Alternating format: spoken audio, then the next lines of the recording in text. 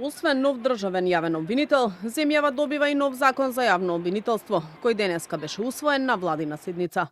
Донесувањето на овој закон, како што се наведува во владиното соопштение, представува значаен исчекор во зајакнувањето на независноста, ефикасноста и отчетноста на јавното обвинителство, како столб на правниот систем и гарант за заштита на јавниот интерес.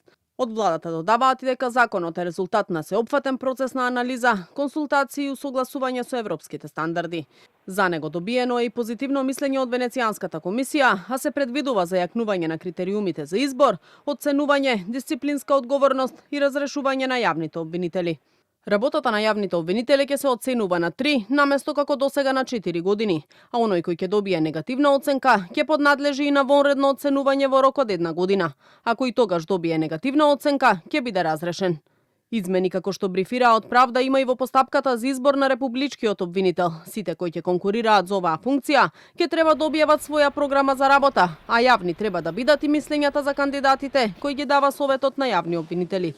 Огласот за нов јавен обвинител вчера помина на собраниска седница, но се уште не е објавен во службен весник, за да започне да тече и рокот од 15 дена за поднесување кандидатури.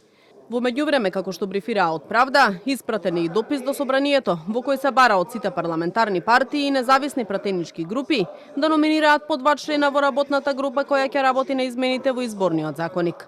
Очекуваат работното тело да профункционира кон средината на јануари, а сите партии и независни пратеници да дадат своји предлози.